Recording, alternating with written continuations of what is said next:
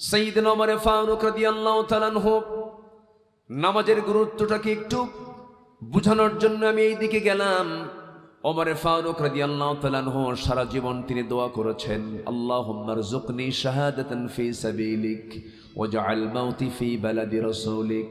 আয় আল্লাহ তাআলা, তুমি আমাকে নবীর শহরে মৃত্যু দাও, আমাকে শহীদি মৃত্যু দান করো। এই দোয়াটা তিনি প্রায় করতেন।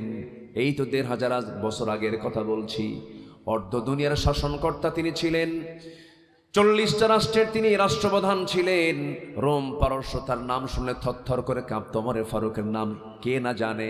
কেজরিওয়াল পর্যন্ত, ভারতের শ্রী মহাত্মা গান্ধী পর্যন্ত বলেছেন বর্তমান দুনিয়ার সমস্ত অশান্তি দূর করার জন্য মুসলমানদের শাসক ওমরের মতো একটা শাসক দারুণ দরকার। সেই ওমর ফারুক রাদিয়াল্লাহু আনহু নামাজের কি গুরুত্ব ছিল দেখেন। তিনি দুনিয়া থেকে বিদায় নেবেন, এই দোয়া প্রায় করতেন। কোন এক ফজরের নামাজ পড়ার জন্য তিনি বাড়ি থেকে বের হলেন, মসজিদের দিকে রওনা দিয়েছেন। শাসকরা নামাজ পড়বেন আবার পড়াবেন। যে শাসকের মধ্যে নামাজ পড়ানোর যোগ্যতা থাকবে সে হচ্ছে একজন অবশ্যই যোগ্যতা সম্পন্ন শাসক। কারণ মুসলমানদের শাসক হওয়ার জন্য সবচেয়ে বড় যোগ্যতা হলো তিনি নামাজের ইমামতের যোগ্যতাও রাখবেন। আস্তে কন কেন? আমার নবীজি শাসক ছিলেন, আবার তিনি রাষ্ট্রনায়ক ছিলেন। ওমর ফারুক সেই ধারাবাহিকতায় ফজর নামাজ পড়ানোর জন্য মসজিদের দিকে রওনা দিলেন। সর্বশেষ নামাজ সেদিন তার নামাজ পড়ার জন্য চলে গেছেন, মুসল্লায় দাঁড়ায় গেছেন। প্রথম রাকাত সুন্দর করে নামাজ পড়েছেন। দ্বিতীয় রাকাতে রুকুতে যখন চলে গেলেন, রুকুতে যাওয়ার সঙ্গে সঙ্গে এতটাই এক জালিম এসে তার ডান দিকে পেটের ভিতরে বিষাক্ত চাকু ঢোকায় দিল। নামাজ আর পড়তে পারলেন না। সেভ করার জন্য তিনি নামাজ ছেড়ে দিলেন। নামাজ ছেড়ে দেওয়ার সঙ্গে সঙ্গে আবার উপর জেপুরে আবার হামলা হলো। তল পেটে বিষাক্ত চাকু 2 বার ঢুকায়া দেওয়া হলো। পেট থেকে ভুঁড়িগুলো বের হয়ে গেল কিছু অংশ। ওই ওমর ফারুক রাদিয়াল্লাহু আনহু সেন্সলেস হয়ে জমিনে পড়ে গেলেন। মাথা উঁচু করে আর দাঁড়াতে পারলেন না, সেন্সলেস হয়ে পড়ে আছেন। কয়েক ঘন্টা চলে গেল। সমস্ত মুসল্লিরা জালিমকে ধরে ফেলল, পাকড়াও করে ফেলার পর তিনি সেন্সলেস হয়ে পড়ে আছেন। সকালবেলা হয়ে গেছে, ফজর নামাজ তো তার পরিপূর্ণ হয় নাই। সকালবেলা যখন তার চক্ষুটা তিনি খুলে ফেললেন, সেন্সটা ফিরে পেয়েছেন, কোনোভাবে রক্ত ঝরছে শরীর থেকে। সামনের দিকে তাকায় দেখেন তার সন্তান আব্দুল্লাহ ডুকরে ডুকরে কান্দে। ওমর ফারুক বলেন, আমার কলেজার টুকরা আব্দুল্লাহ, তুমি কাঁদো কেন? তুমি কেন কান্নাকাটি করছো? তোমার বাবা ওমরের সারা জীবনের দোয়া ছিল আমি যেন শহীদে মওত যেন পাই, শহীদে মওত যেন আল্লাহ পাক আমাকে দিয়ে দেন। আমি বড় ভাগ্যবান। আমাকে যে আঘাত করেছে সে অন্য ধর্মের মানুষ, সে একজন অগ্নিপূজক, আবু লুলু মাজুসি, সে আমাকে আঘাত করেছে।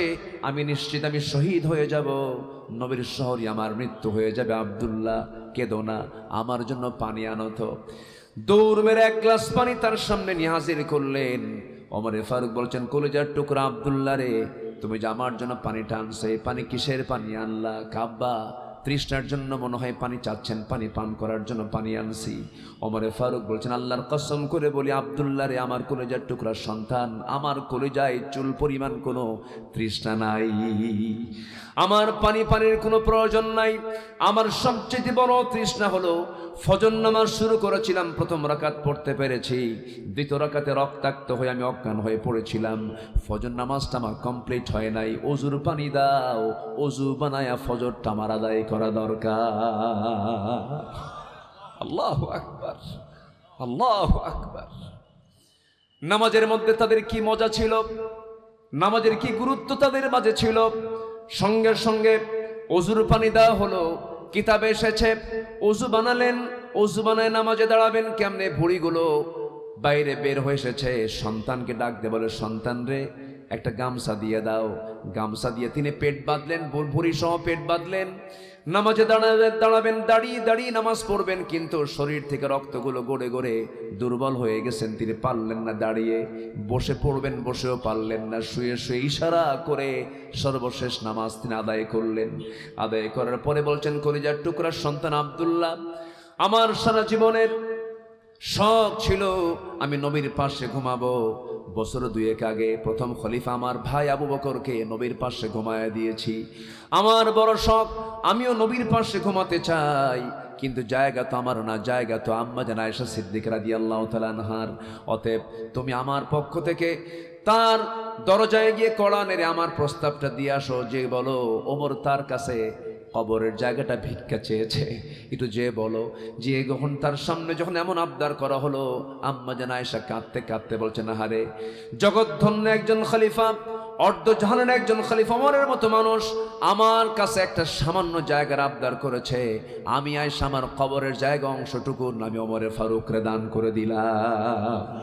আমার নবীর কবরের পাশে দুজন শুয়ে আছেন, এখনো ইতিহাস যাই দেখে আসেন। এই যে 6 মাস আগে গিয়েছিলাম, তাদের দুজনকে উদ্দেশ্য করে একটা আয়াত নাযিল হয়েছিল, লা তারফাউ আসওয়াতাকুম ফাওকা সাওতিন নবী, তোমরা তোমাদের আওয়াজকে নবীর আওয়াজের চাইতে বড় করো না। শায়াত খচিত, শায়াতের নিচেই তারা শুয়ে আছেন।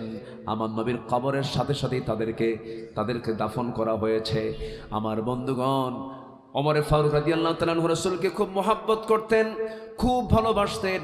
শুধু ওমর নয়, যত সাহাবী পৃথিবীতে এসেছেন নবীর সঙ্গে যারা সহবত পেয়েছেন, প্রত্যেকটা সাহাবীর মর্যাদা এত বেশি যে এত সম্মান তাদেরকে আল্লাহ রাব্বুল আলামিন দিয়েছেন। এত সম্মান দেওয়ার যতগুলো কারণ আছে, আমি যতটুকু ভাঙ্গাচোরা স্টাডি করে দেখেছি, আল্লাহর কসম করে বলছে, আমার কাছে মনে হয় প্রত্যেক সাহাবীরা জীবনের চাইতে রাসূলকে সবচাইতে বেশি ভালোবেসেছেন। যেরকম সুবহানাল্লাহ।